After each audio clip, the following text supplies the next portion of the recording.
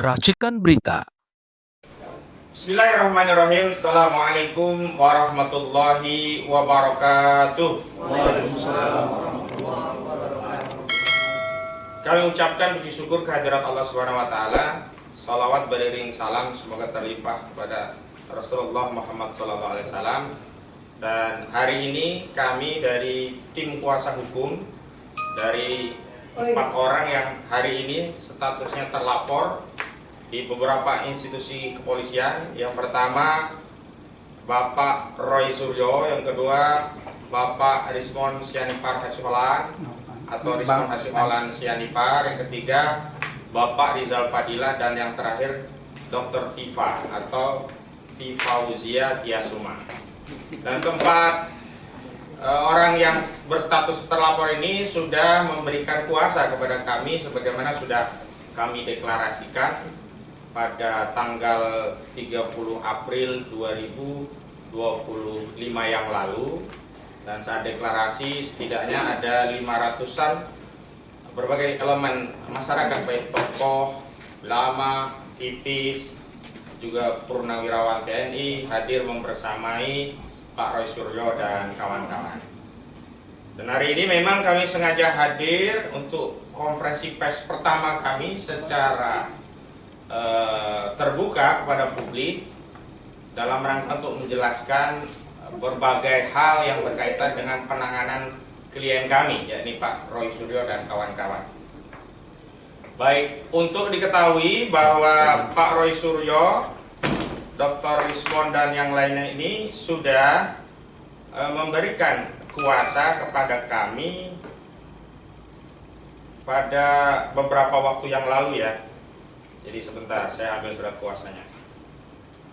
Jadi beliau-beliau ini sudah memberikan surat kuasa kepada kami, dan kami membentuk tim yang kami namakan dengan tim advokasi anti ijazah bodong bersihkan legasi sejarah bangsa Indonesia, atau kami singkat TAAIB-BLSBI. Dan tim lawyer yang telah ditunjuk untuk menjadi kuasa hukum Pak Roy Suryo dan kawan-kawan itu ada beberapa. Yang pertama saya sendiri, Ahmad Kozinuddin, dan yang kedua rekan sejawat saya, Ibu Kurnia Triroyani di sebelah kiri saya. Kemudian ada Bang Juju Purwantoro, ini beliau berhalangan nanti mungkin menyusul. Ada di sebelah kanan ini Bang Medi Juniarto, dan ada juga Bang Azam Khan, ada Bu Untung Susiasi SHMH, Dr. Herman Kadir SHMHum, Dr. Ahmad Yani SHMH, Muhammad Samsir Jalil SHMH, Yasin Hasan SH, Dedi Suardadi SHSI, Dr. Sugeng Martono SHMH, Dr. Muhammad Irayadi SHMH, Ismar Safrudin SHMH, ada Dr. Andes Abdullah Al-Khatiri SH, beliau ada di sebelah kanan ujung pada kongres hari ini. Kemudian ada Hairul Anwar Silalahi SH, mohon berdiri ya ini. Kemudian ada Fitran Sahdeli SH yang belum hadir, ada Kartika Perdanasari SH, Aspardi Pilihan SH, Konanam Fahrur SHMH, Ahmad Saifuddin, monggo silakan berdiri. Nah ini baik. Kemudian ada Soraya SHMH, Soraya mohon berdiri ya. Jadi adalah tim, dan memang di luar tim ini masih ada tim-tim yang lain yang insya Allah nanti juga bisa bergabung. Yang perlu kami tegaskan bahwa dalam tim ini sesuai dengan ketentuan pasal 16 Undang-Undang Nomor 18 Tahun 2003 tentang advokat, bahwa advokat itu tidak bisa dituntut baik secara pidana maupun perdata saat menangani perkara klien dengan itikat baik membela baik di dalam maupun di luar persidangan. Nah itu kami tegaskan karena kami statusnya satu advokat sesuai dengan undang-undang advokat, kami punya imunitas hukum. Kedua, bahkan kami mendapat kuasa untuk menjalankan tugas tanggung jawab sebagai profesi advokat.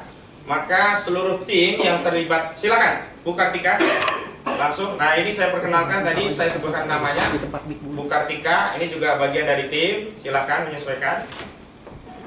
Kami tegaskan bahwa seluruh advokat yang terlibat dalam tim ini karena dua hal ya. Yang pertama memang berprofesi sebagai advokat yang memiliki hak imunitas sebagaimana diatur pasal 16 Undang-Undang Advokat.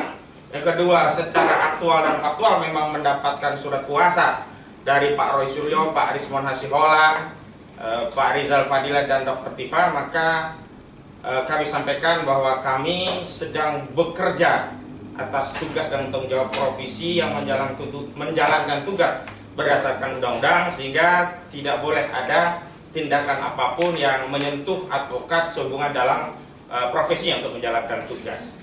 Perlu kami juga tegaskan bahwa di pasal 5 ayat 1 sesuai dengan doktrin caturwangsa kita bahwa advokat itu adalah salah satu unsur penegak hukum.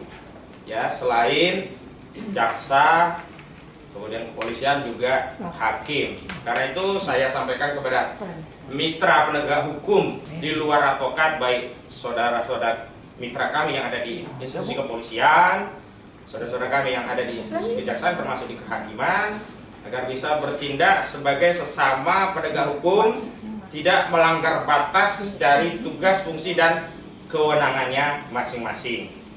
Baik, selanjutnya kami ingin masuk kepada apa yang hari ini ingin kami tanggapi, yakni sejumlah pasal-pasal yang dituduhkan kepada klien kami yang dilaporkan oleh Saudara Joko Widodo di Polda Metro Jaya. Dan tentu kami juga nanti akan menanggapi sejumlah laporan hukum terhadap klien kami yang dilakukan oleh unsur-unsur atau pihak-pihak lainnya, ya. Seperti yang ada di Polres Jakarta Pusat, kemudian ada yang di Polres Jakarta Selatan, juga ada yang di Polda Metro Jaya. Namun untuk yang di Depok kami belum dapat suara kuasa khusus terkait itu, tapi kami akan tanggapi juga karena khususnya di Depok disebutkan di media Bu Dr. Tifa Tiasuma ini juga termasuk yang dilaporkan. Walau yang utama yang dilaporkan adalah Profesor Dr. Amin Rais, tapi kami juga akan berikan tanggapan terkait itu. Jadi kalau surat kuasa khusus kami, pertama yang terkait laporan Saudara Joko Widodo, kedua sejumlah LP baik di Jakarta Pusat, kemudian di Jakarta Polda Metro Jaya, dan juga di Jakarta Selatan begitu. Ada di LP nomor 978, 27 LP nomor 2712 dan LP nomor 1387 begitu. Baik, saya akan memulai apa yang menjadi materi muatan konferensi pers kami pada kesempatan hari ini.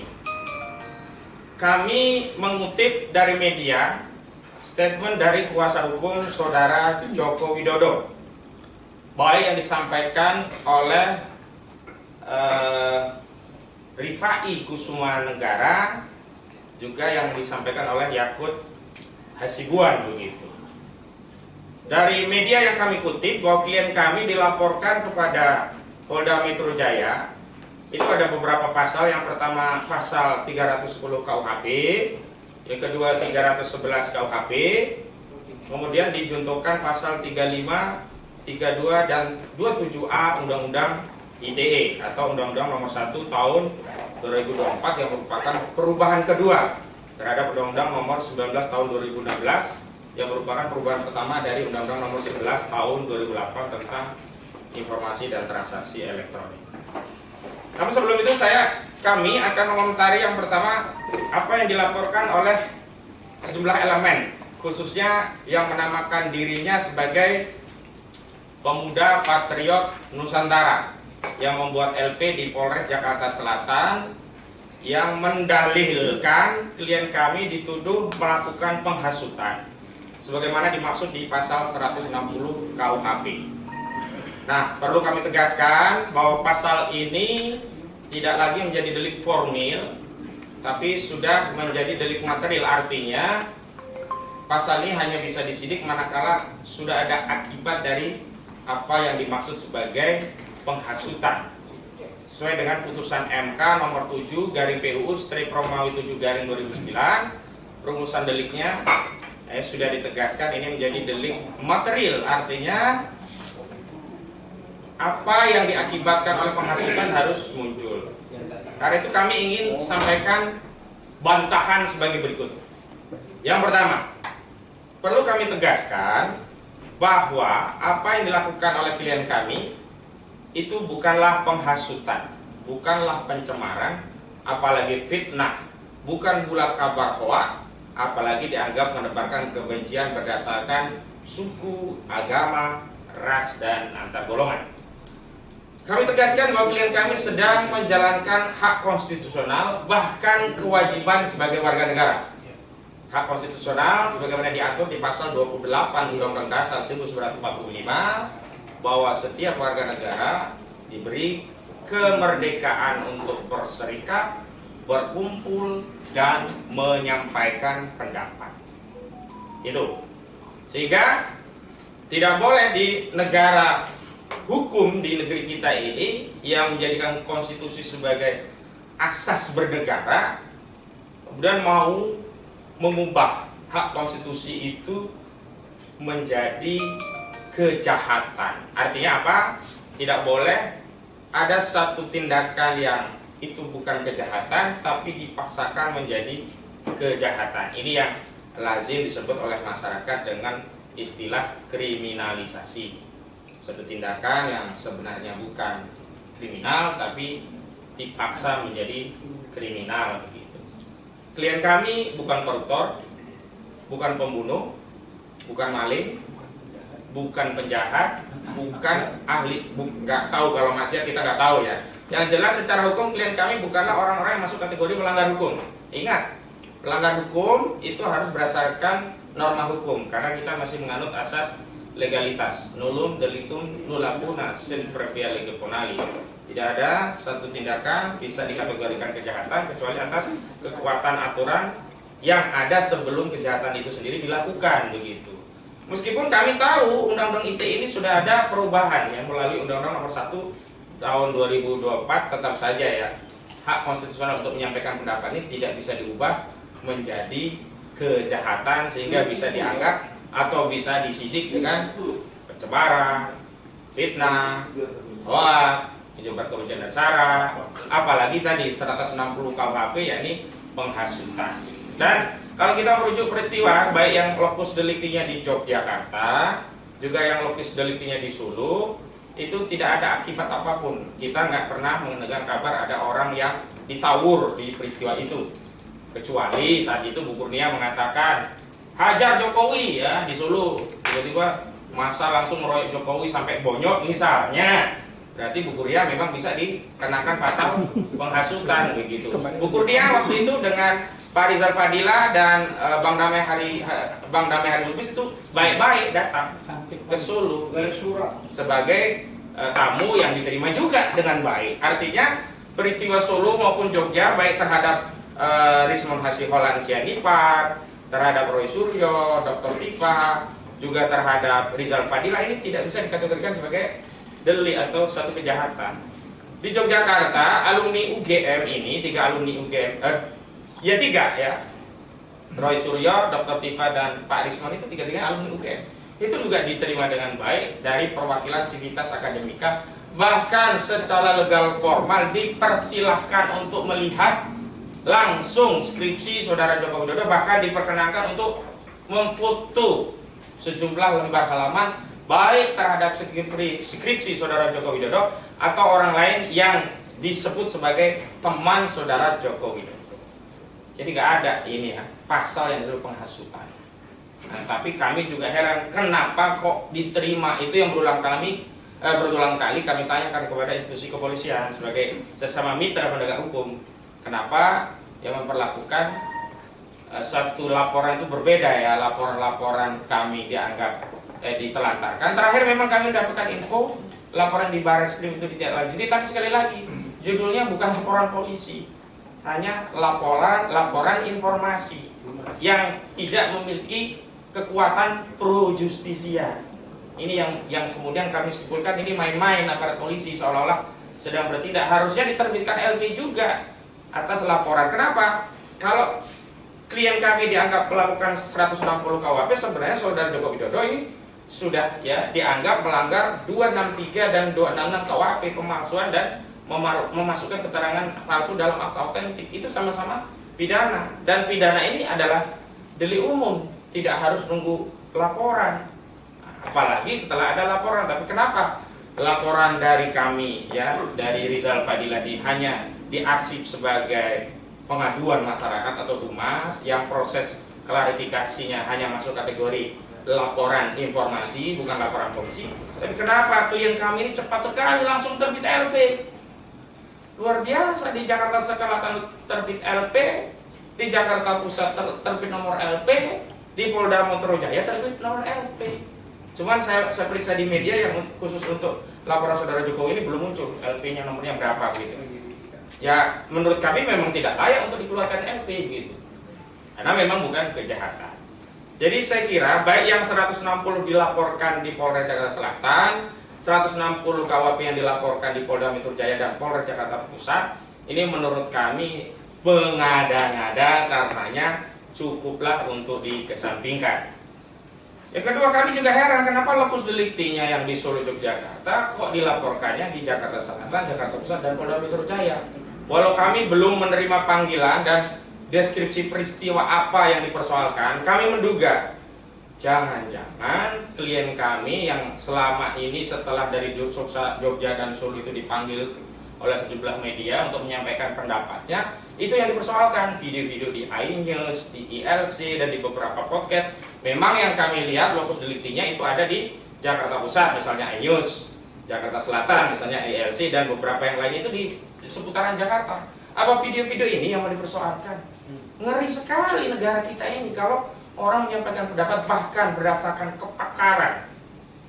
Kami beritahukan informasi bahwa Dr. Rizwan Hasim Al-Sianipar itu pakar di bidang forensik digital. Jadi pendapatnya bukan omon-omon, asbun, asal bunyi. Ada dasar, dua dasar, satu dasar fakta, dua dasar ilmu.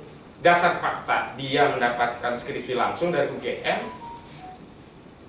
juga beredarnya foto-foto ijazah yang berlaku, yang itu salah satunya diedarkan oleh politisi PSI di akun X. Kedua, dia punya keahlian di situ gitu loh. Nah, pendapat dari Dr. Rizwan, Dr. Tifa, dan juga Roy Suryo ini yang nggak pernah dibantah sama sekali oleh kubu saudara Joko Widodo. Selalunya kubu saudara Joko Widodo berdalih dengan doktrin siapa yang mendalilkan, dia yang harus membuktikan. Nah, hari ini ketika LP-nya yang buat adalah saudara Joko Widodo, oh bagus sekali, berarti dia yang harus membuktikan di kasus pidana ini. Dan tadi saya dapat titipan salam dari klien kami. Klien kami gembira, bersyukur, bahagia. Ada laporan langsung dari saudara Joko Widodo. Karena itu akan menjadi cara paling elegan untuk mengakhiri polemik ijazah palsu Jokowi, yakni melalui proses audit forensik yang disaksikan hakim di pengadilan. Tapi memang Dr. Rizwan Hasim Al-Sianipar pesan, karena kepercayaan publik terhadap institusi kepolisian itu sudah lemah, nanti forensiknya, ahli forensiknya kita pakai luar negeri, dan kami punya referensi, ya. Kalau hasilnya lapornya dari Bareskrim, mohon maaf, kasus KM50, kasus kopi sianida itu saja, termasuk kasus Firna, ya, itu saja membuat kita tidak percaya dengan hasil forensik dari Bareskrim. Jadi yang kita pakai nanti jangan hanya Bareskrim, biarkan mereka Bareskrim punya kewenangan, tapi kita harus juga pakai pembanding yang lebih otoritatif yang bisa menjelaskan pada publik apakah benar itu ijazah saudara Jokowi asli, baik dari sisi jenis kertasnya, spesimen font hurufnya, spesimen tanda tangannya, tintanya, nanti ada tes karbon. Tidak hanya itu, ijazah itu kan produk akhir, tapi kan ada proses. Nah, kemarin kami mendapat kabar bahwa ijazah itu sudah ditunjukkan kepada penyidik SD, SMP, SMA sampai S1. Ya. Tapi sekali lagi, kebutuhan keyakinan masyarakat itu bukan dikasih tahu pada penyidik. Sebenarnya kalau sejak awal Pak Jokowi itu menunjukkan ijazah itu kepada masyarakat, selesai perkara ini. Tidak perlu bulat-bulat muter-muter gitu loh. Pakai banyak pihak yang lapor, setelah pihak yang lapor nggak dianggap nggak membuat gentar ini ya, tokoh-tokoh kita ini ya. Lalu buat laporan sendiri ke Polda Metro Jaya, kan nggak menyelesaikan. Tapi karena hari ini sudah masuk proses hukum, jadi tidak cukup publik menganggap ijazah itu asli karena sudah ditunjukkan kepada polisi, sebagaimana sebelumnya publik tidak percaya kalau ijazah itu asli hanya dengan dalih ya, kuasa hukumnya sudah melihat sendiri, hanya dengan dalih diperlihatkan kepada 11 awak media. Nggak bisa begitu. Kalau hari ini sudah harus taruh di pengadilan, harus dibuktikan di pengadilan, dan karena ini tidak hanya ijazah itu adalah ijazah itu produk lainnya, ada proses di bawahnya, maka kami akan ulangi pertanyaan-pertanyaan yang dulu pernah kami sampaikan pada pendampingan Saudara Bambang Trinulyono dan Gus Dur di Pengadilan Negeri Pengadilan Negeri Surakarta. Jadi kita persoalkan nanti, benar nggak dia masuk SD? Benar nggak punya guru SD? Benar nggak punya teman SD? SMP juga begitu, benar nggak? Termasuk SMA. Yang dulu dipersoalkan sebenarnya SMA itu belum SMA 4 Surakarta, tapi masih SMPP atau Sekolah Menengah Persiapan Pembangunan. Bagus menurut kami juga dari tim hukum, bagus. Nanti kita akan buktikan semua di persidangan, dan ini akan menjadi sejarah bagi bangsa Indonesia. Makanya kami ingin membersihkan legasi sejarah bangsa Indonesia dari sejarah pernah punya presiden dengan ijazah begitu ya. Baik, sekarang saya masuk ke 310 KUHP. Jadi 160 kita kesampingkan karena tidak relevan dengan kasus ini. 310 KUHP itu kan terkait pencemaran. Oke lah, kalaupun dia anggap ini pencemaran karena dicemarkan atau tidak itu kan sangat subjektif ya. Ada orang hitam kulitnya, dibilang lu hitam, dia tercemar, ya memang bisa jadi perkara. Makanya kita tidak boleh sembarangan menilai fisik orang ya, karena pasal pencemaran itu sifatnya subjektif. Ya silakan saja kalau pasal pencemaran, karena bagi kami pasal ini pasal remeh-temeh, karena ancaman pidananya hanya 9 bulan. Dan itu tidak bisa digunakan untuk melakukan penahanan. Kita siap bertaruh, tapi fair. Jangan klien kami dipersoalkan tapi ditahan. Karena klien kami yang punya keahlian di bidang forensik digital, tidak boleh ditahan. Fair, ayo kita adu. Kalau Pak Jokowi merasa dicemarkan, nggak apa-apa, silahkan lapor. Karena itu hak. Baik fitnah atau tidak, namanya dicemarkan, dia punya hak. Baik sebenarnya ijazahnya bodong pun dia merasa tercemar, nggak ada masalah. Dia lapor, nanti akan kita buktikan di pengadilan apakah ijazah itu benar-benar bodong atau sejatinya sudah sejak dulu bodong. Kan paling itu pilihannya, benar-benar palsu atau sebenarnya baru diketahui palsu begitu. Benar tidak? Nah, jadi ini nggak ada masalah buat kami. Nggak bisa ditahan, walaupun kami tegaskan ini bukan pencemaran. Ini pendapat ada dasarnya. Di mana pencemaran? Ini pendapat ada dasar hukumnya, ada dasar keahliannya. Kok dianggap pencemaran? Kalau seluruh pendapat dianggap pencemaran, fitnah dan seterusnya, hapus saja pasal 28 Undang-Undang Dasar 1945. Udah 311, ini fitnah. Ini 4 tahun, nggak ada masalah juga. Di bawah 5 tahun, nggak bisa tunahan. Walaupun kami juga mempertanyakan di mana fitnahnya. Kalau memang Saudara Jokowi sudah menunjukkan ijazahnya kepada publik asli, Roy Suryo, Rismon, Dr. Tifa masih ngotot itu ijazah palsu, baru dianggap fitnah. Lalu selama ini Saudara Joko Widodo tidak pernah menunjukkan ijazah aslinya. Sementara hasil kajian forensik digital, telematika, dan analisis seluruh rakyat, ya kan? Itu tidak ada yang kemudian punya kesimpulan ijazah itu benar. Mayoritas menyatakan ini memang barang bermasalah. Lagi pula, kalau ini dianggap fitnah pencemaran, ini aparat penegak hukum juga tebang pilih tebang. Baik di kasus pasal 160-nya tadi, juga di kasus ini Pak Jokowi juga pilih tebang pilih. Kenapa? Karena Pak Jokowi hanya melaporkan klien kami. Mohon maaf Pak Jokowi, hari ini yang menyatakan ijazah Pak Jokowi itu palsu hampir seluruh rakyat Indonesia, jutaan rakyat Indonesia. Kalau nggak percaya, buka aja TikTok sebentar aja lihat. Siapa yang ngomong ijazah itu dipersoalkan, dianggap palsu. Buka aja YouTube, buka aja Facebook, buka aja Instagram. Wah, jutaan orang yang menyatakan ijazah Saudara Joko Widodo palsu. Tapi kenapa hanya 4 orang yang dilaporkan Pak Jokowi?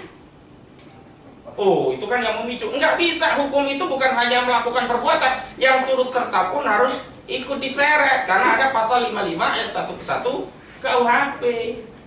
Biasanya polisi senang banget tuh pakai pasal 55 ayat 1 KUHP. Nggak ada urusan pun ditarik-tarik. Oh, ini turut serta perbuatan. Tapi dalam perkara ijazah palsu ini kenapa dipilih hanya 4 orang? Kenapa nggak seluruh rakyat yang hari ini menyatakan ijazah Joko Widodo palsu itu juga dibikin LP gitu? Bikin aja LP seluruh polisi di seluruh Indonesia, kan bagus. Perkarakan saja seluruh rakyat Indonesia, kan bagus.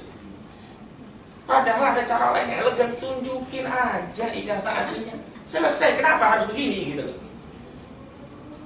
Jadi saya kira polisi dan saudara Jokowi ketika memperlapor hanya kepada 4 orang, berarti dia menganggap hukum di negara kita itu tidak ada asas equality before the law. Seolah-olah ada perlakuan berbeda kepada 4 warga negara, yakni Rizwan Hasyolan, Roy Suryo, Dr. Tifa dan Rizal Fadila, sementara yang memberikan privilege, ya, perbedaan fasilitas kepada yang lainnya yang sama-sama mengatakan ijazah saudara Jokowi palsu.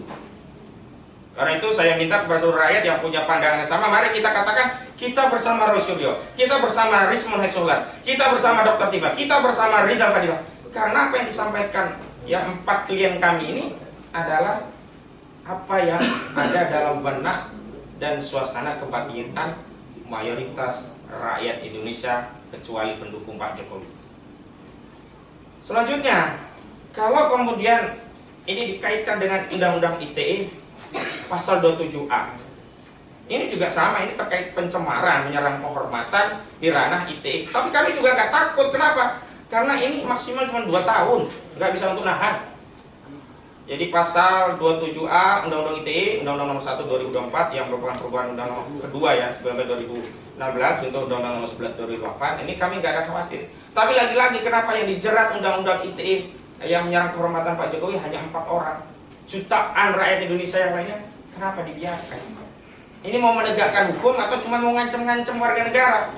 Mau menegakkan hukum mau atau mau mempolitisasi, mengancam dengan sarana hukum, seolah-olah ya dengan laporan kepada 4 ini, orang 4 ini bisa diam, bungkam, dan kemudian seluruh rakyat ikut diam dan bungkam. Mohon maaf saya tegaskan, Rizwan Hasyolan Sianipar menegaskan dengan tegas, tidak takut penjara, bahkan kalaupun harus mati karena membela kebenaran, membela ilmu. Dan mohon maaf saya kutip apa yang disampaikan oleh klien kami Pak Rizwan ya Hasyolan Sianipar, saudara Jokowi bisa menipu pendukungnya, tapi tidak bisa menipu teknologi. Karena itu kami mau nanti proses pembuktian yang menjadi basic itu adalah pembuktian secara teknologi. Jangan testimoni. Kalau testimoni keterangan saksi udah banyak tuh yang bohong-bohong. Seperti di kasus PN Surakarta, saksi-saksi yang dihadirkan untuk menjerat Gus Dur dan Bambang Tri ketahuan banyak bohong. Bahkan ada kepala SD Tirtoyoso, itu dia sudah non muslim tapi masih mengaku muslim, bohong. Kemudian ada juga yang menyatakan Jokowi itu pinter ya, ranking 1 terus. Ternyata enggak ranking 1 terus, bahkan mungkin bisa jadi enggak ranking 1. Ini kan bohong-bohong. Makanya basis daripada pembuktian kasus ijazah palsu ini adalah teknologi, bukan testimoni. Nah, yang kami khawatirkan adalah ini, penyidik mengikuti kemauan saudara Jokowi selaku pelapor. Kenapa? Penyidik memaksakan menyelundupkan pasal 32 Undang-Undang ITE yang tidak ada kaitannya dengan kasus ijazah palsu, semata-mata hanya dengan motif agar bisa menahan klien kami.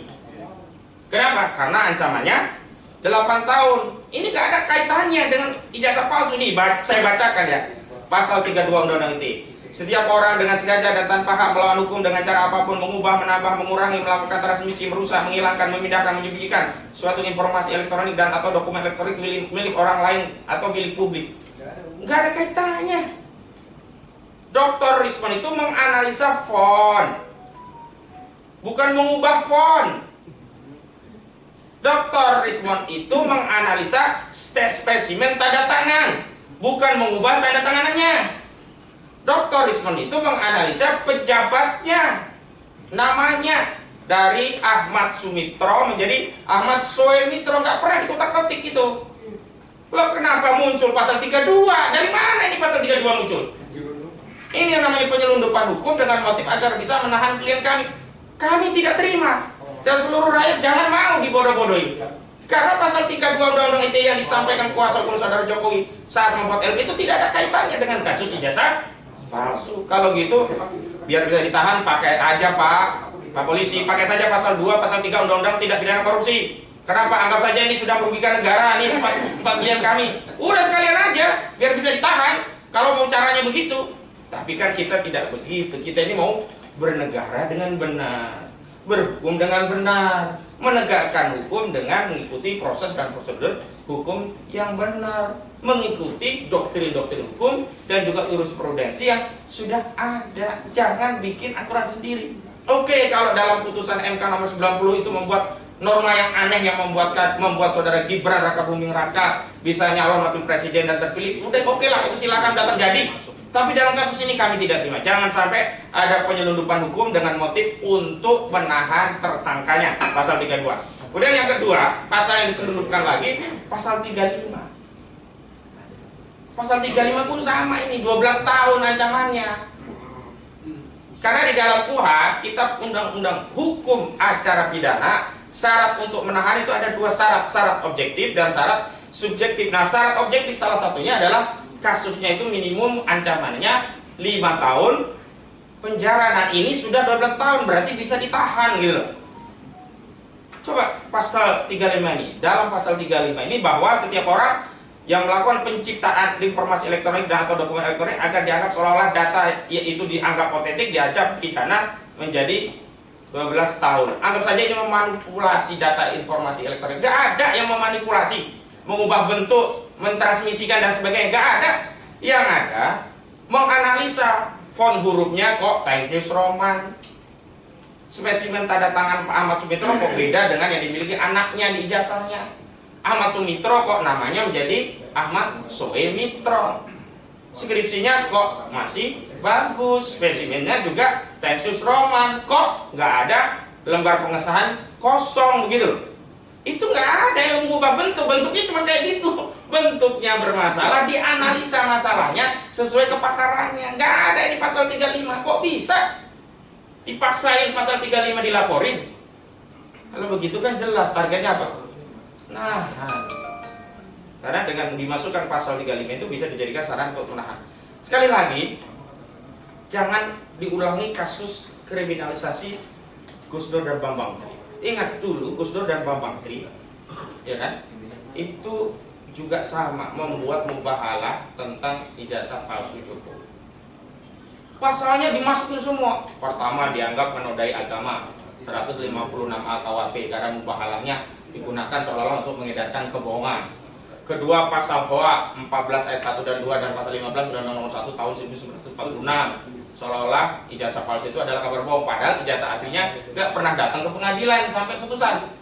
Ketiga, baru digunakan pasal pukat harimau untuk menjerat para aktivis, ya. Sampai sekarang juga sering digunakan. Jadi pasal 28 ayat 2 untuk 45A ayat 2 Undang-Undang ITE, ya, ini dianggap menyebarkan kebencian dan perusahaan kepada individu atau kelompok masyarakat berdasarkan syarat suku, agama, ras, dan antar golongan. Cukuplah Gus Dur dan Bambang Tri yang jadi korban pasal-pasal karet seperti ini. Dan hari ini, mohon maaf, yang di Depok itu nggak ngerti hukum yang bikin laporan Depok. Nggak ada lagi pasal kabar bohong. Pasal 14 ayat 1 dan 2, pasal 15 Undang-Undang Nomor 1 1946 tentang peraturan pidana sudah dibatalkan oleh Mahkamah Konstitusi. Pemohonnya saat itu adalah Haris Azhar dan Fathia Maulidiyanti. Jadi nggak punya kekuatan hukum lagi ini. Kemudian pasal 28, ya, ayat 2 Undang-Undang ITE terkait dengan menyebar kebencian dan permusuhan berdasarkan suku, agama, ras, dan antar golongan. Saudara Jokowi itu bukan agama. Walaupun mungkin pendukungnya sudah menganggap agama, mungkin Tuhan atau mungkin Nabi, terserah ya. Tapi yang jelas nomenklatur Jokowi itu bukan agama, bukan suku juga, bukan ras, bukan antar golongan. Dia nggak bisa. Kemudian dianggap ini syarat dari mana? Dan itu ada unsur-unsur lain yang melingkupi, menyebarkan kebencian dan permusuhan. Gak ada kebenciannya. Tanyalah klien kami, Rismon, ya, Roy Suryo, Dr. Tifa, Rizal Bedil. Gak ada kebencian, gak ada permusuhan. Mau menegakkan benang basah, memang susah nih benang basah. Ingin menegakkan kembali sejarah dengan benar. dengan mempertanyakan apakah benar kita rakyat Indonesia pernah dipimpin oleh presiden yang ijazahnya palsu. Mereka justru sedang berusaha membersihkan sejarah yang mau kita wariskan kepada generasi selanjutnya. Saya kira itu penegasan dari saya selaku koordinator. Selanjutnya ada tim yang lain. Yang pertama kami persilahkan rekan kami Bu Kurnia Triroyani untuk menyampaikan pandangannya. Kami persilakan, Bu. Bismillahirrahmanirrahim. Assalamualaikum warahmatullahi wabarakatuh. Waalaikumsalam. Tentu saja mutlak dan absolut, pertama-tama dan di atas segala-galanya berterima kasih kepada Allah Subhanahu wa taala atas segala rahmatnya, ya, apapun juga peristiwa yang menjadi hikmah bagi kehidupan ini. Termasuk di antaranya pada pagi hari ini kita bersama-sama dalam sebuah konferensi pers untuk keempat daripada klien kami, yaitu Dr. Roy Suryo, MKes, kemudian Dr. Ing, Risman Hasiholan Sianipar, ST, MT, MN, dan Dr. Tifauzia Tiasuma, MSc, serta Rizal Fadilah, SH.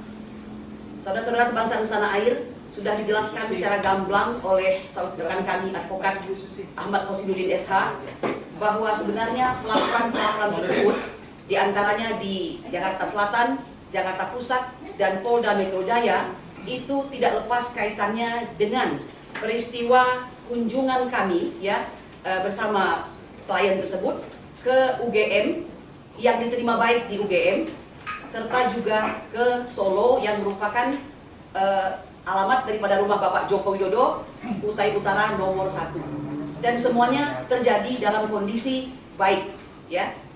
Bapak-bapak Ibu sekalian, kami ingin menyampaikan bahwa sesungguhnya menyatakan pendapat di muka umum secara lisan maupun tulisan, berserikat dan berkumpul itu adalah merupakan hak konstitusional. Sehingga akan sangat aneh dan jahat apabila hal tersebut dikriminalisasi. Terlebih, klien-klien kami tersebut adalah orang-orang yang memang kompeten di bidangnya. Sehingga seperti yang dikatakan rekan Ahmad Qasiduddin tadi, di mana letak daripada fitnah serta pencemaran nama baiknya. Kami ingin mengatakan bahwa sudah waktunya, ya, sudah waktunya polisi berbenah diri untuk tidak serampangan menerima segala bentuk pelaporan-pelaporan yang sesungguhnya pelapor tersebut tidak lebih daripada orang-orang yang disewa untuk melaksanakan sesuatu yang disebut dengan nabok nyilih tangan. Meskipun akhirnya keluar juga Bapak Joko Widodo untuk menyampaikan laporan sendiri. Dan sekali lagi, kami secara keseluruhan tim advokasi anti ijazah bodong, selamatkan legacy sejarah bangsa Indonesia ini, menganggap ini sebagai sebuah blessing, ya. Inilah setelah perjuangan sedemikian lama, ya, tentu saja bersama TPUA dari tahun 2022 merupakan rangkaian peristiwa penegakan keadilan dan kebenaran secara terus-menerus tanpa kenal lelah, yang akhirnya sampailah kita di tahun 2025 ini dalam kondisi seperti yang kita lihat pada saat ini.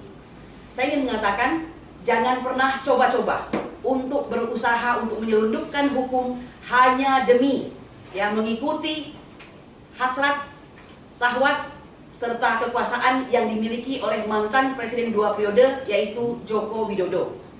Mengapa kami katakan demikian? Karena ini akan semakin membuat masyarakat hilang kepercayaan kepada lembaga kepolisian. Kami mengatakan, mari kita berjuang secara jujur, karena kita ini sama-sama criminal justice system, ya, yang sama-sama merupakan para penegak hukum. Sudah waktunya berjalan dengan kejujuran, kebenaran, dan keadilan sesuai dengan tujuan hukum yang tidak dicapai, yaitu keadilan, kepastian hukum, dan kemanfaatan.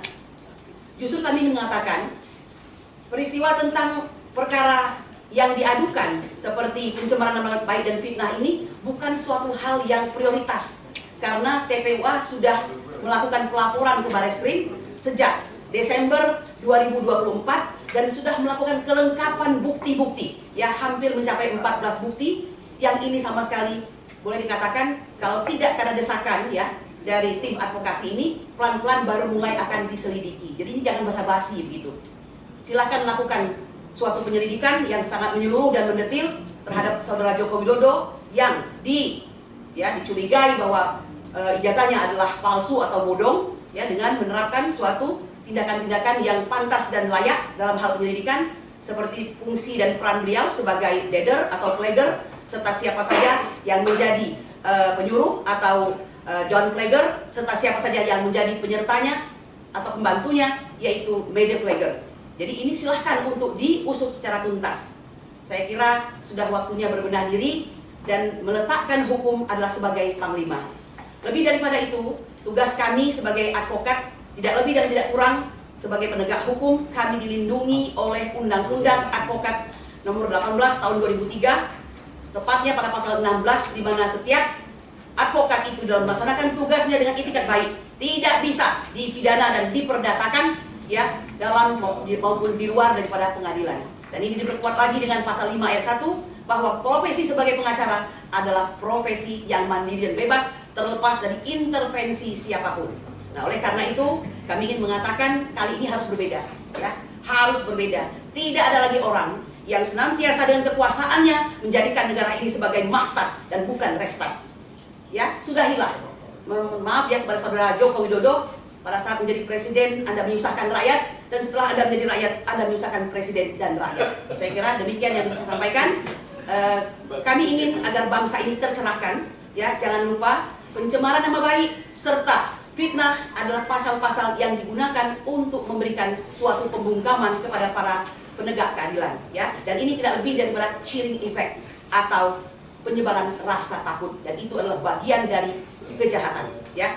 Kalau di pers itu mungkin masuk dalam kategori sebagaimana tindak pidana yang diatur pasal 18 ayat 1 Undang-Undang Pers nomor 70 tahun 1999. Jadi demikian yang saya sampaikan. Marilah kita bangsa ini kapok untuk senantiasa merusak hukum. Dari tim advokasi anti ijazah bodong, selamatkan legasi sejarah bangsa Indonesia, kami ingin memulai Indonesia yang bersih. Subhana rabbika rabbil izzati amma yasifun wa salamun alal mursalin walhamdulillahi rabbil alamin.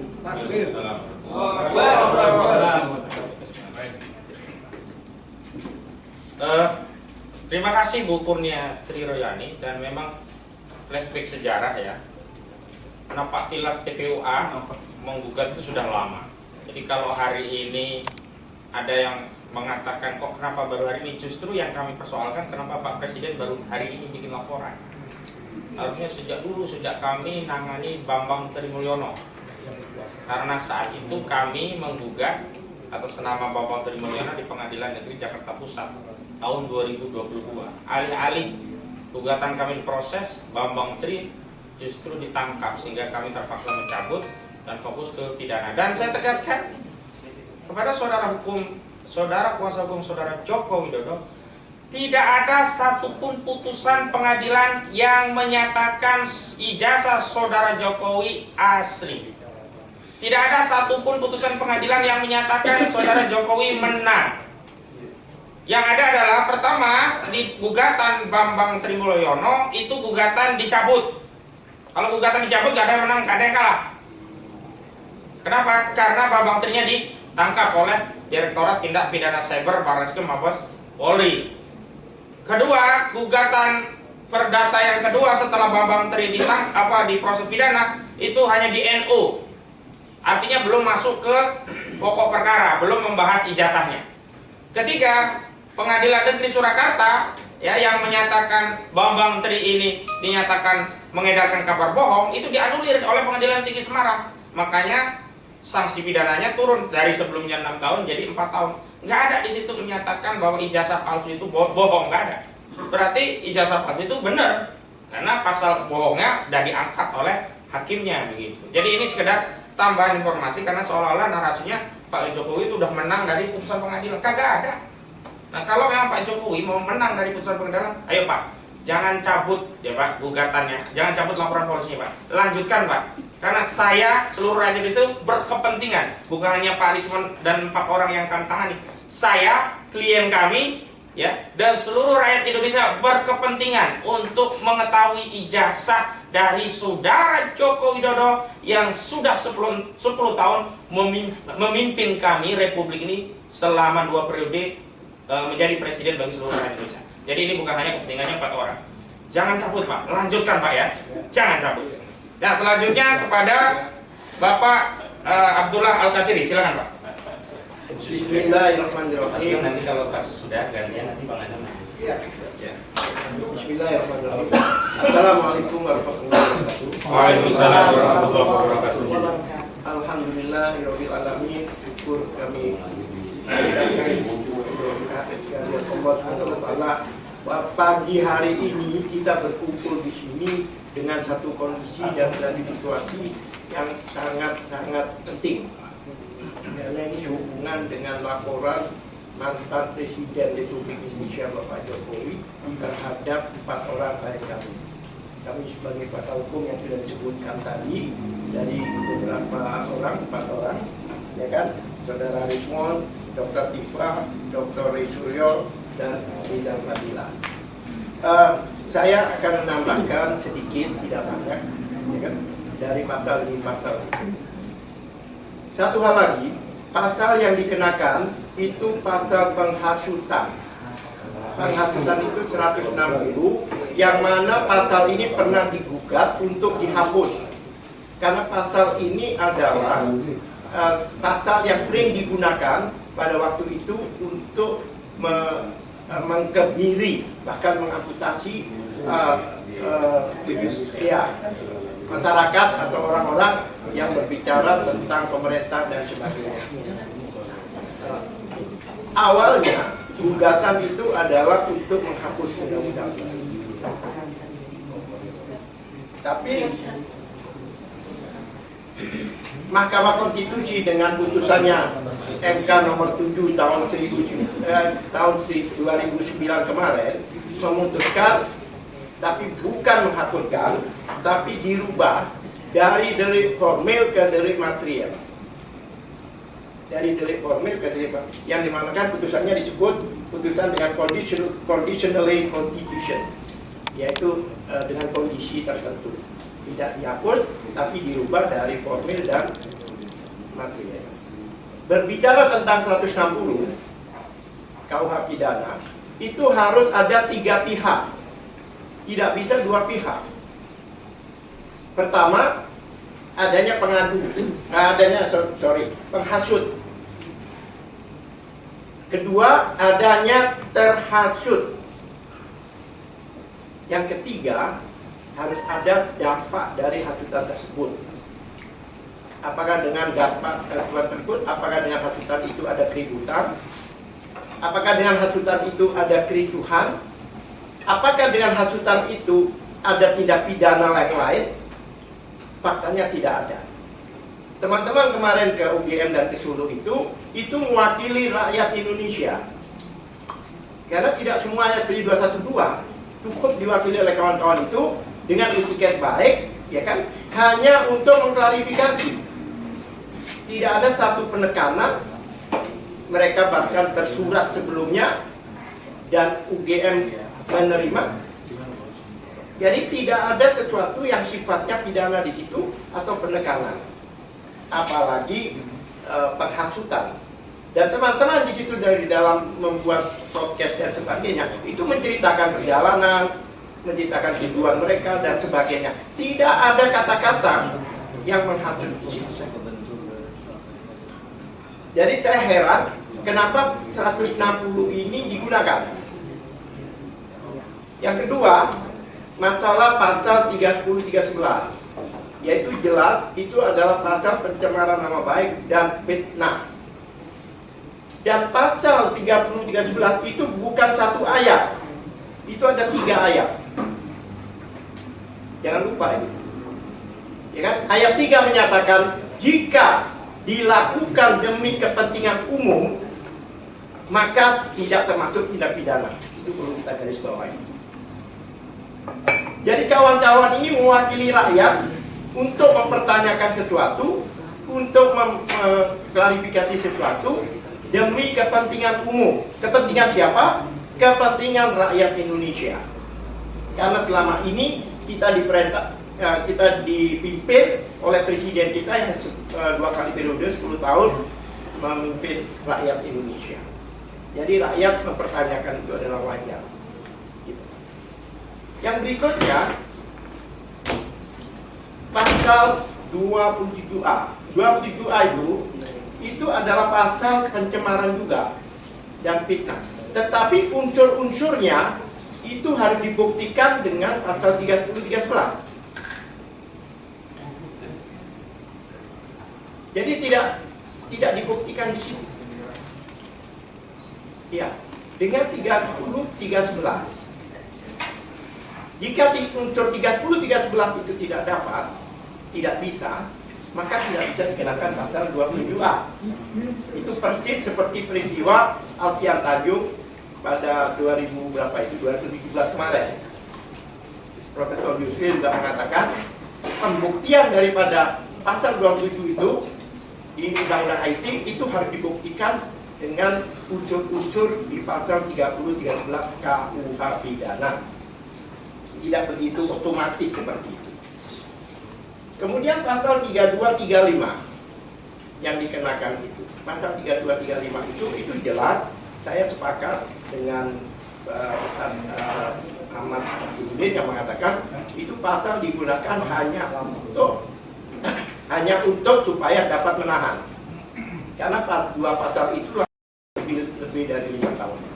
Pasal-pasal yang lain sebelumnya itu adalah di bawah 5 tahun. Kemudian lagi ada beberapa poin lagi yang kami tidak akan sampaikan di sini karena itu akan kita gunakan sebagai bahan dalam pembelaan nanti di persidangan. Kami tidak ingin bahwa pada poin-poin tersebut kami sampaikan sekarang sehingga akan diantisipasi oleh penyidik dan sebagainya. Jadi ada beberapa poin yang tidak dapat kami sampaikan di sini. Begitulah saya tambahkan, saya tidak perlu ngomong banyak karena ada beberapa pembicara di sini. Saya hanya bicara unsur-unsur dari tindak pidana yang dituduhkan. Terima kasih. Baik, terima kasih Bang Abdullah Al-Qadiri. Jadi tim Cita ini Bapak-bapak, Ibu-ibu sekalian, saudara-saudara sebangsa setanah air lengkap. Ada alumni kasus tindak pidana terorisme. Bang Abdullah Al-Qadiri ini dan saya tentunya bersama Bang Ismail Syafruddin belum hadir di sini. Pak Azamkan, Kurnia. Dulu kita alumni pembela Ustadz Farid Ubah dan yang lainnya. Jadi kenyang lah ya. Kenyang kita menangani perkara. Insya Allah kasus terorisme saja kita bela. Apalagi kasus ecek-ecek ijazah palsu. Benar kan? Capek! Ya, selanjutnya Bang Azamkan dulu. Saya sedikit mengurai sedikit aja bahwa keberangkatan TPUA ke Jogja ke UGM itu berdasarkan surat resmi yang kebetulan saya menandatangani sebagai sekjen. Perkenalkan sekjen ya, Pak ya. Dan Profesor Edi Sujang. Dan surat itu sudah dijawab oleh UGM dan akhirnya kita bersurat jawab menjawab klaim. Jadi itu formal. Begitupun juga ke rumah Solo Joko Widodo Presiden ke-7 udah diterima juga. Jadi kalau tadi diurai oleh pihak koordinator Ahmad Hussainuddin yang mengatakan pasal 160 udah lewat, nggak ada. Jadi nggak perlu kita bahas lagi 160.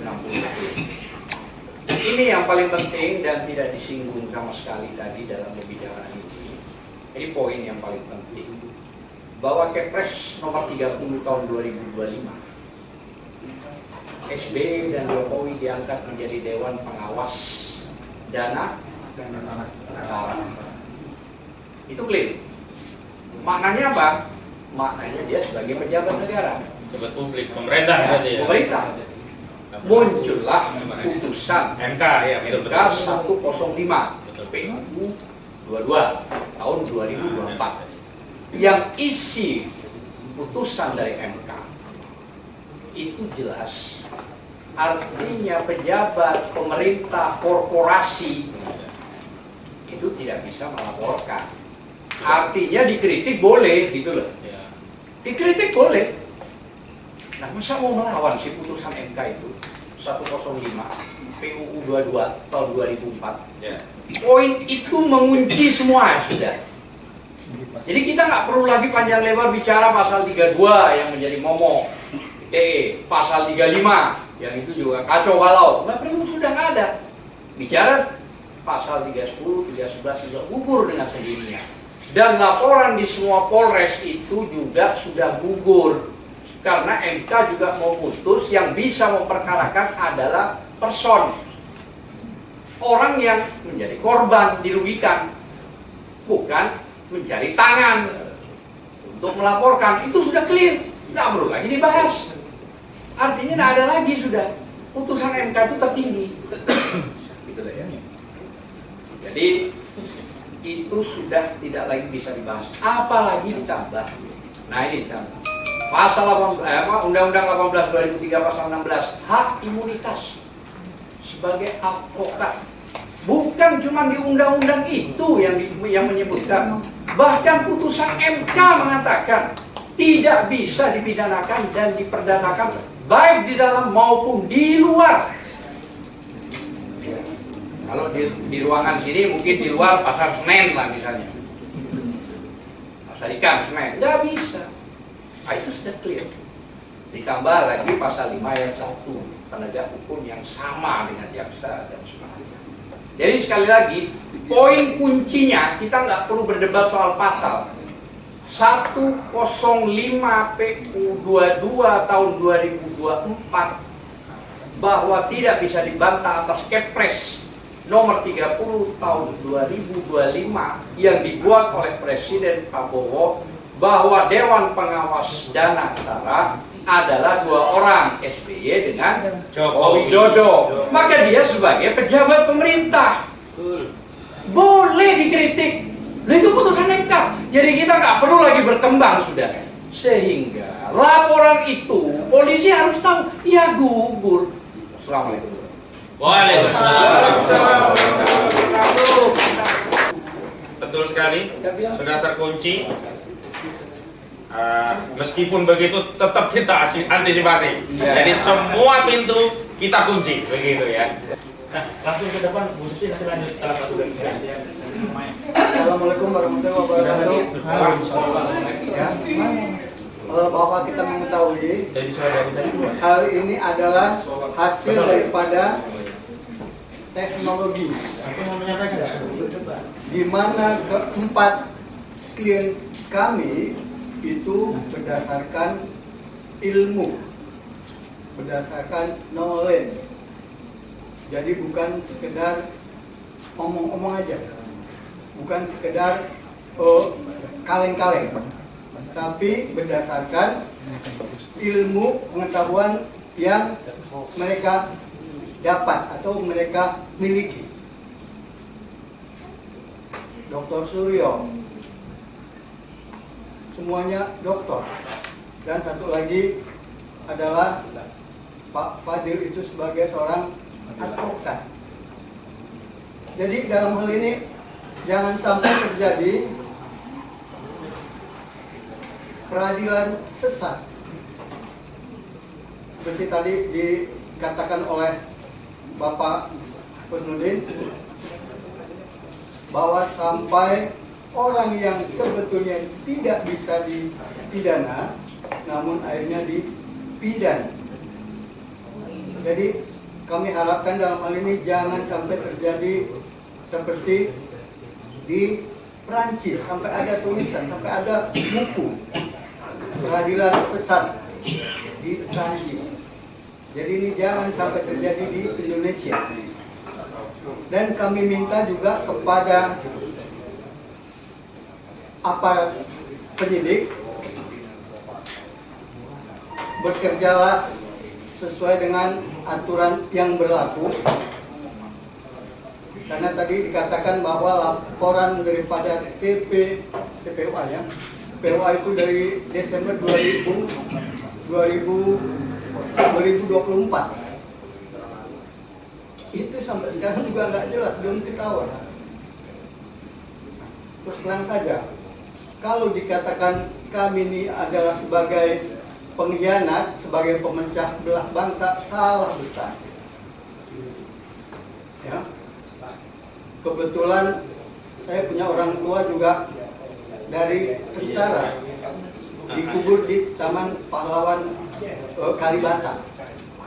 Jadi untuk cinta kepada Republik Indonesia itu jelas sudah nggak bisa diragukan lagi.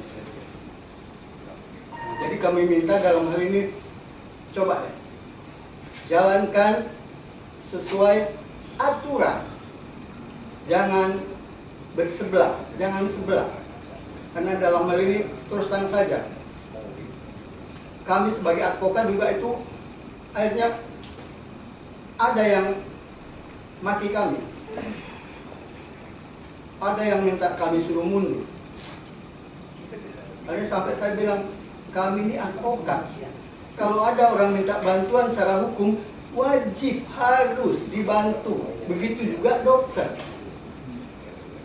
Dokter nggak boleh menolak untuk seseorang yang minta bantuan masalah kesehatannya, masalah kedokterannya.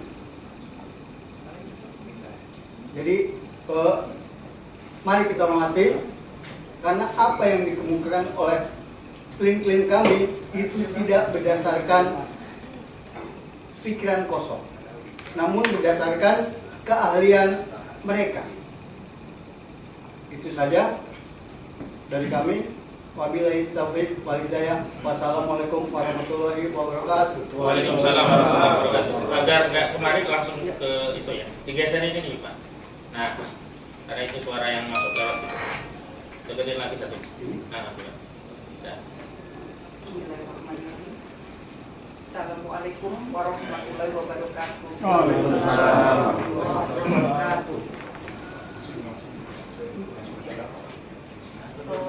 Tadi sudah cukup panjang lebar disampaikan oleh penonton kami terdahulu dan sudah sangat jelas. Saya sepakat sekali dengan Bapak Al-Katiri bahwa kita tidak boleh semua diungkapkan di sini. Artinya itu sebagai senjata kita dalam nanti melakukan pembelaan. Hanya saya akan menyampaikan sedikit atau saya akan menyampaikan apa yang sudah saya alami. Artinya bukan menjawab buzzer ya, tetapi kami dari di organisasi sendiri memang jadi kontroversi. Artinya apa? Bahwa kami memang ditutup apa tadi yang disampaikan oleh Pak Sugeng, bahwa kami ini disebut atau rekan-rekan kami pahlawan-pahlawan untuk memperjuangkan keadilan disebut sebagai pengkhianat, sebagai pemfitnah. Nah, disitulah orang-orang yang di luar sana, entah buzzer, entah dari para pembela atau dari penggembira, artinya apa? Mereka padahal orang-orang yang mempunyai ilmu tinggi dan mempunyai pengertian atau melakukan profesi sebagai penegak hukum, akan tetapi cara pandangnya sangat picik. Apa yang kenapa saya menyebut picik? Jadi kok hanya membicarakan, masa hanya soal ijazah aja diributin? Wah, alangkah piciknya ya. Jadi bukan masalah ijazahnya aja yang kami ributkan, tetapi perolehannya. Dan perolehan ijazah itu yang diindikasi ada kepalsuan itu menimbulkan dampak yang sangat luas. Karena apa? Ijazah itu digunakan untuk melakukan atau untuk sebagai persyaratan yang sudah disyaratkan oleh undang-undang atau aturan dalam mengemban suatu pejabat atau sebagai pejabat atau sebagai apalagi pemimpin daerah maupun pemimpin negara. Artinya sudah ada ketentuannya. Nah, dengan perolehan yang dinyatakan itu abal-abal atau diindikasi palsu, itu kan berarti sangat merugikan. Sudah berapa ribu kebijakan yang mereka perbuat, sudah berapa ribu keputusan yang mereka edarkan, sudah berapa ribu aturan yang mereka lontorkan di masyarakat, yang kesemuanya adalah merugikan masyarakat. Jadi jangan hanya dilihat dari ijazahnya yang palsu, jangan hanya dilihat hanya ijazah aja dipermasalahkan. Jadi tolonglah pola pikirnya yang di luar sana, entah siapapun mereka, tolonglah pakai akal sehat, tolong dibuka mata hati kalian untuk mensikapi. Jangan hanya ngomong, hanya ijazahnya aja, hanya ijazah, tapi dampaknya dari pemalsuan itu yang dilakukan oleh seorang kepala negara, kepala pemerintahan atau pejabat negara siapapun itulah. Jadi tolong ya, kembali lagi katanya sudah dibuktikan kepolisian.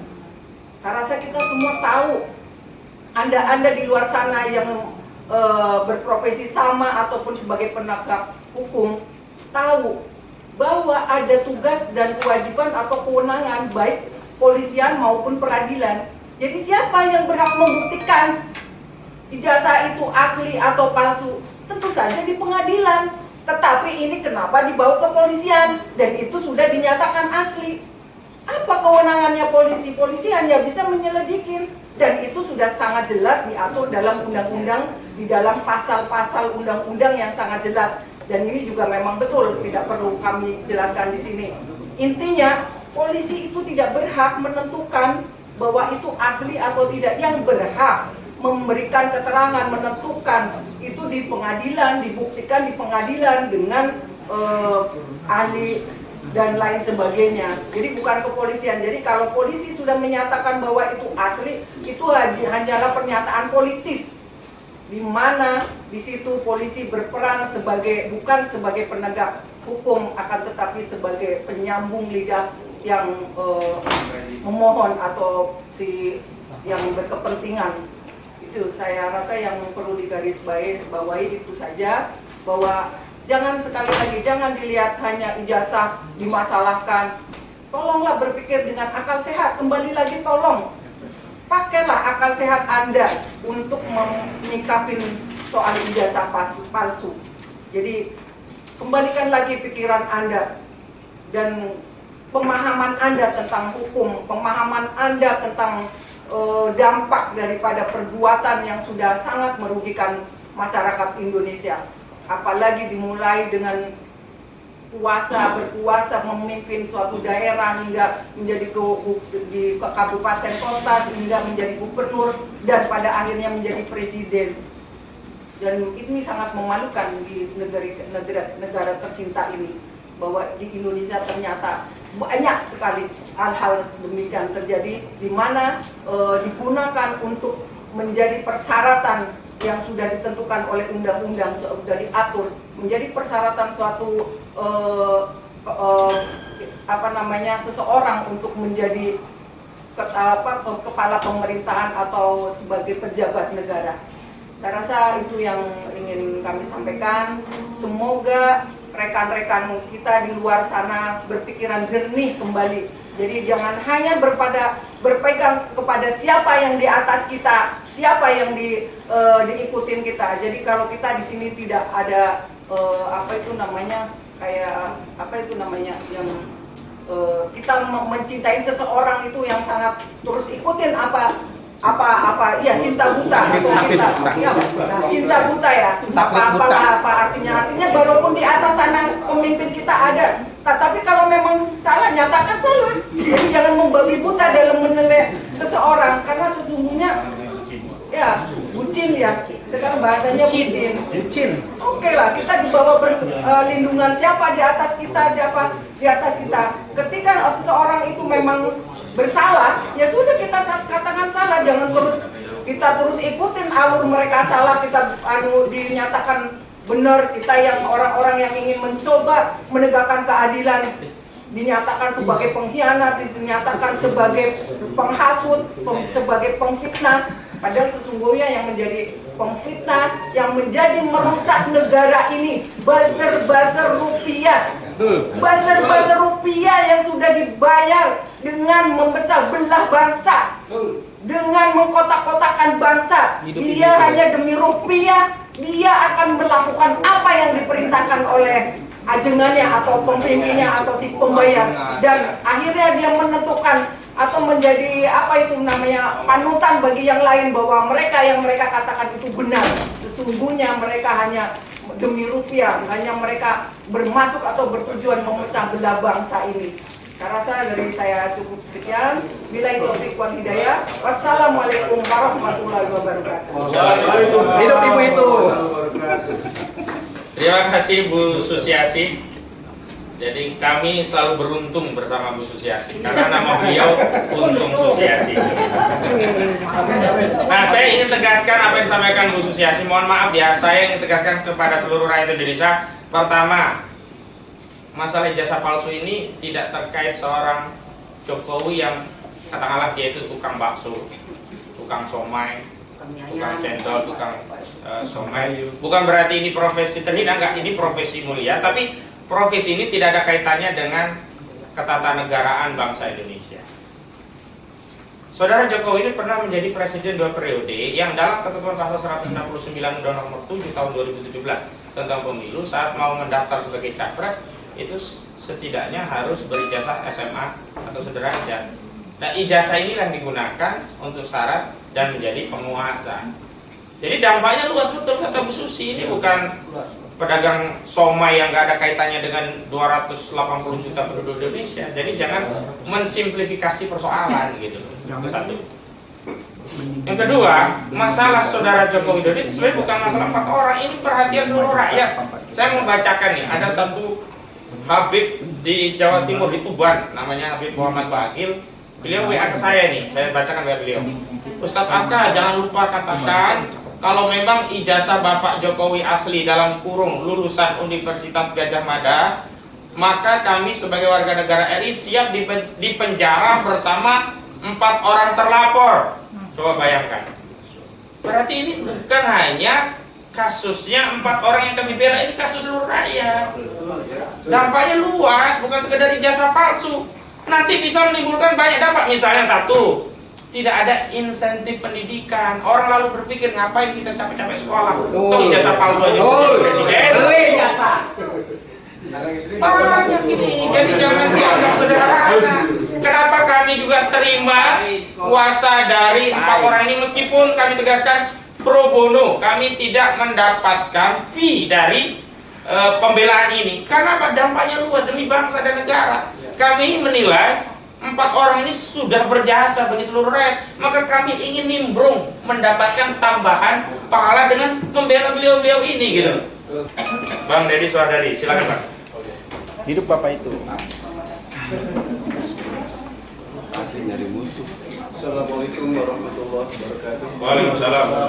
Saya hanya menyampaikan sedikit saja apa yang disampaikan oleh saudara saya Bang Aka. Kakak ya? Aka 47. Ini memang seperti apa namanya senapan Aka 47 ini kalau udah ngomong tuh cerut gitu. Insya Allah apa namanya apa yang disampaikan oleh Pak Ahmad Kozimudin tadi itulah sebenarnya yang kejadian yang kita hadapi sekarang ini. Dan buat kami sebagai anggota tim pengacara, buat kami ini tadi dikatakan oleh Bang Kozimudin itu adalah pro bono. Dan buat kami adalah ini adalah jihad kami. Insya Allah ini adalah ibadah kami. Allahu Akbar. Ya, dan mudah-mudahan dengan adanya laporan dari Pak Joko Widodo tadi itu akan membuka yang namanya tabir kebohongan selama ini. Insya Allah kami akan berjuang sampai ibaratnya sampai dengan titik darah penghabisan. Allahu Akbar. Allahu Akbar. Allahu Akbar. Cukup. Terima kasih. Assalamualaikum warahmatullahi wabarakatuh. Sebenarnya bukan titik darah penghabisan, sampai serak mungkin begitu. Ada saya sampai serak ngomong dengan kasus ini. Baik, sekarang Ibu Soraya dipegang aja Bu ya, berdiri biar kelihatan. Berdiri aja. Berdiri biar terlihat ya. Assalamualaikum warahmatullahi wabarakatuh. Kami dari tim advokasi hanya ingin membuat satu atau penambahan dari rekan saya, Susi, bahwa Saudara Jokowi juga harus membuktikan itu persoalan ijazah palsunya. Karena belum pernah dibuktikan di persidangan. Jadi jangan ujung-ujung bahasanya beliau memperlihatkan ijazah palsu, ijazah tersebut di kepolisian. Dan Anda sebagai hari ini sebagai warga negara juga bisa dikenakan keterangan palsu. Oh, ngeri itu. Oke? Jadi ingat saudara Jokowi, Anda belum pernah membuktikan ijazah Anda di persidangan. Anda sudah ujuk-ujuk datang ke kepolisian, ke penyidik menyerahkan ijazah. Jadi Anda juga bisa dikenakan keterangan palsu. 7 tahun itu. Ya, 7 tahun. Dan yang kedua, untuk kepolisian juga Anda jangan sembarangan juga. Anda juga bisa dilaporkan ke Propam. Betul. Ya. Jadi, saya hanya ingin menegaskan, jangan main-main, jangan bikin persoalan kegaduhan di negeri ini. Saya pikir cukup sekian. Terima kasih. Terima kasih, mantap sekali. Baik, saya ingin tegaskan satu hal. Tadi saya diingatkan Bang Medi, tapi Bang Medi juga nanti akan menyampaikan. Saya ingat betul kata-kata Pak Jokowi. Siapa yang mendalilkan, dia yang membuktikan. Nah, itu dia. Mantap. Pak Jokowi hari ini mendalilkan bahwa klien kami melakukan pencemaran, fitnah soal ijazah palsu. Sekarang kewajiban Pak Jokowi untuk membuktikan bahwa ijazah Pak Jokowi asli itu yang kami sebut masuk ke barang. Jadi kami bersyukur sekali. Maka saya titip pesan kepada Pak Jokowi, jangan cabut laporan polisi itu Pak ya. Lanjutkan ya.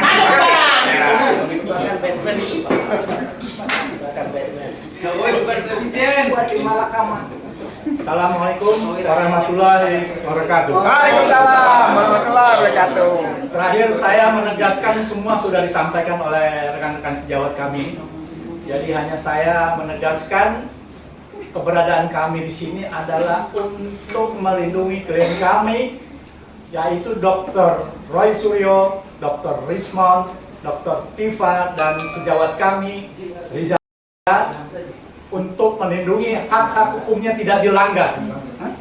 Jadi ada beberapa poin yang kami tidak sampaikan untuk pembelaan di ruang pengadilan. Jadi demikian untuk rekan-rekan yang pembela di sana, siap-siap saja untuk kita berargumentasi di persidangan di pengadilan. Demikianlah pesan saya ini mewakili teman-teman lainnya. Terima kasih. Wassalamualaikum warahmatullahi wabarakatuh. Waalaikumsalam warahmatullahi wabarakatuh. Hidup Bapak itu.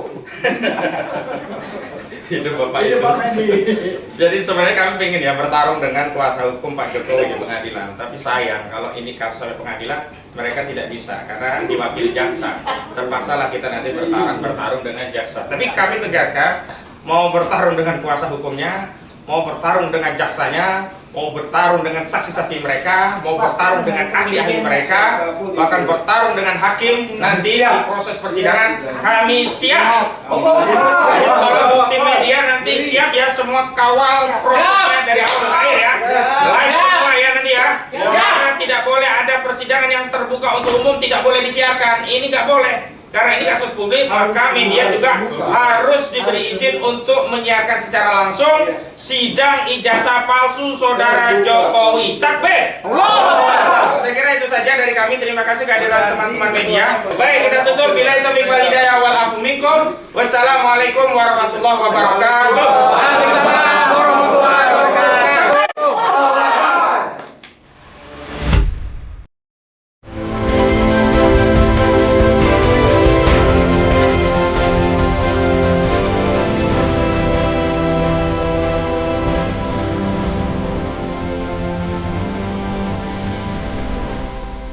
Racikan Berita